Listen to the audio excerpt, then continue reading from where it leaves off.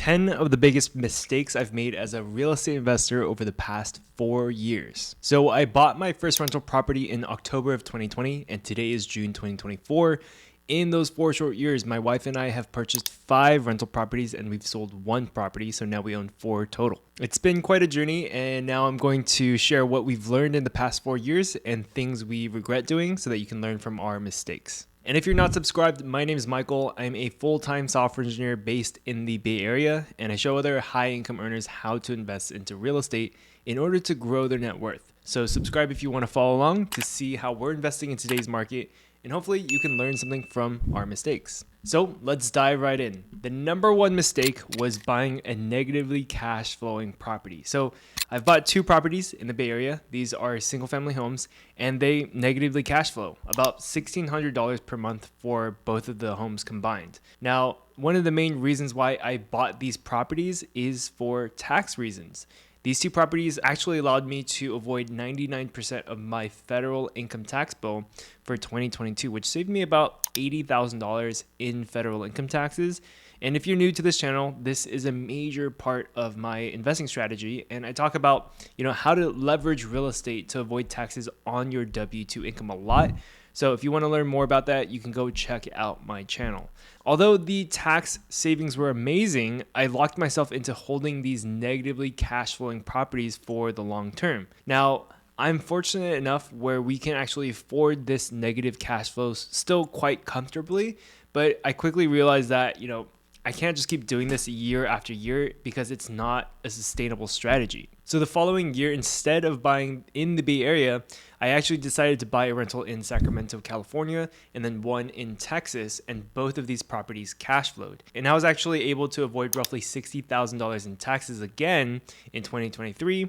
And in this case, we got the tax benefits as well as the cash flow benefits, which I think is better than buying another cash flow negative property. But I will say that in the 2 years of owning the Bay Area properties, they've gone up in value by over $400,000 combined between just the 2 homes.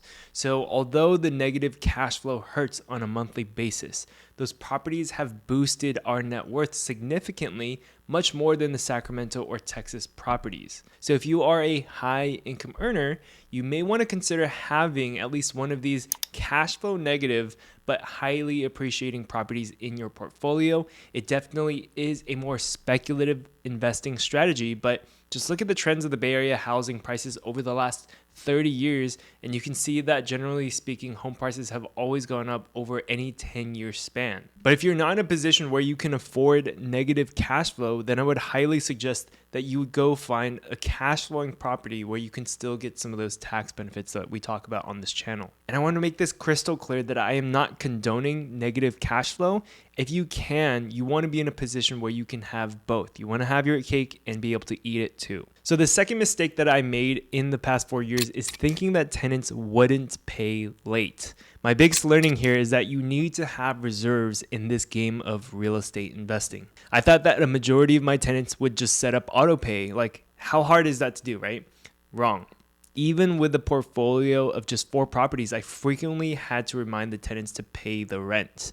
I do use Stessa to collect rents, and Stessa actually sends out reminder emails and also applies late fees automatically and then sends the tenants emails, but still, tenants sometimes won't pay on time. You need to have reserves in case they take an extra week to pay. So far though, I haven't had any tenants not pay, they'll just pay late. I've actually had a tenant pay rent late by almost 2 months, and I had to constantly check in with that tenant. And in that case, they just didn't have the cash because the tenant was a student. Now, the third mistake I made was not buying properties in a good location.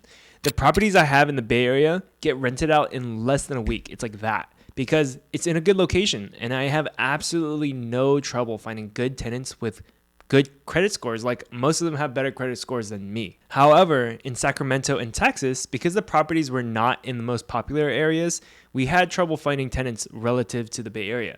It still took us about a month or so to find a good tenant for Sacramento. And in Texas, it was to the point where we actually ended up lowering the rent in order to get more traction and to fill up the property quicker, because every month that it isn't filled, we have to pay a mortgage. Again, this is why you need reserves if you are going to be investing into real estate. But more than just finding good tenants, like I mentioned earlier, the 2 Livermore properties have gone up in value by, again, $400,000 combined in the past 2 years, whereas the Sacramento and Texas properties have not really appreciated at all. Granted, the Sacramento and Texas properties were only bought in 2023, so we haven't owned them for as long. Now, the fourth mistake, collecting rent on the first of the month. So the problem with collecting on the first of the month is that Stessa actually takes 5 days for the rents to actually hit our bank account. So if the tenants actually pay on time, then the rents will be available in our account by the 6th of the month. But remember, I have to pay all my expenses and my mortgage from that same account. So from here on out, I'll be collecting rent on the 25th of the previous month. So for the following month's rent. That way the rent collected will have time to be deposited into my account before the first of the month. And then I'll have those funds available in that account for you to then pay the mortgage and then other expenses. Number 5, not having a separate credit card or bank account for each rental property. So having a separate bank account and credit card are primarily for organizational purposes. At the end of the year, you need to be able to accurately answer the question, exactly how much did you make in income from this rental property and what were your exact expenses? If you use your credit card, your personal credit card, to pay for expenses related to your rental property, at the end of the year, when you try to tally up all your expenses, you won't be able to distinguish your personal expenses from your real estate rental property business expenses. So always keep the business separate from your personal finances, and you won't be pulling your hair out come tax time. The 6th mistake was not having a pre-screening form. So when I list my property on Zillow for rent, I'll receive messages from potential tenants. And I used to just schedule tours for every single person who messaged me. But then a lot of the times it was useless because they weren't even qualified to be like viewing or renting the property anyways. But then I learned about pre-screening forms where you can pre-screen somebody who messages you on Zillow. So when they message me about the listing, I'll send them a link to my Google form, my pre-screening form. And I'll basically ask them to answer 15 basic questions. If they answer all 15 questions and I don't see any red flags, only then will I schedule a tour for the property. But if I see a red flag, like they have a large dog or they want to have 6 people living in the 3-bedroom home, then I'll just let them know that I won't be proceeding with scheduling a tour. Now, the 7th mistake is not having good landlord insurance. Basically, I had insurance with a very high deductible. Sure, the high deductible saved me a couple $100s per year, but then there was a storm in Livermore. And at one of the properties, one of the fences was blown down by the storm, and I ended up having to pay my max deductible of $5,000, which did not feel great. So after that, I switched over to a lower deductible plan, which does cost a little bit more per month, but it gives you that peace of mind that you're not going to be paying out big chunks of cash to fix things like the fence. So the properties in California, they are hard to find landlord insurance for nowadays because a lot of insurance carriers no longer cover rental properties in California. But I personally use Honeycomb, and I haven't had to file any claims, so I can't speak to their claims process so far. But previously, I had insurance with Pacific Specialty, but they had terrible customer service when I filed that fence claim, so I changed after that. Now, number 8, putting 25% down on my third rental property. So if you buy a rental property with a conventional loan, which is probably the most common way that buy and hold investors buy rental properties, then you'll probably be required to put 25% down. So that's what I did for the Sacramento one and the Livermore one, but I was throwing down so much money all for just one property. And you won't be able to buy nearly as much assets in a given time period as somebody else who maybe is buying them for 10% down. So right now my goal is to acquire as much real estate as I possibly can and then be able to hold it for the long term. And if I spend $250,000 down on one $1 million property, I won't be able to buy anything for a long time until I save up another $250,000, which can take a lot of years. That's why ever since the end of 2023, I've been obsessed with creative financing because one of the main benefits is that you don't need to put 25% down. So in Texas, I bought the rental property for just 10% down.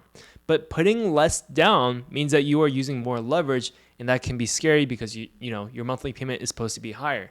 But the other benefit of creative financing is that you can actually get lower interest rates on top of lower down payments. So all in all, even with just 10% down, my Texas property is still cash flowing. And just as important, in the world of real estate taxes, you claim tax benefits based on the purchase price of the asset. So if I buy a property for $1 million at 25% down, I'll still be receiving the same amount of tax benefits compared to if I had bought that property for only 10% down, because in either scenario, the purchase price is the same. And that is huge for somebody who has a large tax bill to understand, because they can use less money to save the same amount of taxes. Now, the ninth mistake I made was underestimating repairs and time. So the very first property I ever bought was in Joshua Tree, California. It was a small 800 square foot, 2-bedroom, 1-bath property that needed some light rehab. So this was during COVID and I was working remotely. So my dad and I went over to the property and decided to renovate it ourselves. And although it was a good learning experience, to say the least, I probably wouldn't have done it again. The plan was to just replace the floors, change the kitchen counters, paint the inside and outside of the home, and then furnish it for Airbnb. We thought it was going to take 2 weeks, but it ended up taking 5 weeks. Not only did we go significantly over budget, we also lost out on days that it could have been operating as a short-term rental. Not to mention, it was a lot of work. I lost 5 pounds and my dad lost 10 pounds in just 5 weeks because we were just doing manual labor all day long. The moral of the story is you have to have a large buffer in your estimates to account for things going wrong, because they will always go wrong during renovations. And that brings me to my 10th and final mistake, which is not getting enough quotes. So I still find this super ridiculous when it comes to contractors or tradesmen in general. They will give you wildly different quotes for the same job. So remember I said that I paid $5,000 for a fence when there was a storm in Livermore? Well, we only got 2 quotes, and looking back, they were both way too expensive for the fence. One of the fencing companies quoted us $15,000, which is, I think, pretty ridiculous, and the other quoted us like $8,000, and we ended up going with the $8,000 quote. But even that was overpriced in my opinion. Maybe it was because the wood prices during COVID were just ridiculous. But my biggest tip here is to not go on Yelp, okay? Usually the top results on Yelp are the most expensive. Instead, I would just try to get referrals from people that are in your market, and you can leverage the fact that they've probably needed the same services before and they've probably already done the research, so you can leverage their research that they've already done. So those are the top 10 mistakes that I've made in the past 4 years. Hopefully this video was helpful, and if you want to learn more about real estate investing content, then hit that subscribe button. And if you want to connect with me one-on-one, you can schedule a call with me using the link in the description below. But other than that, I'll see you guys in next week's video. Peace out, guys.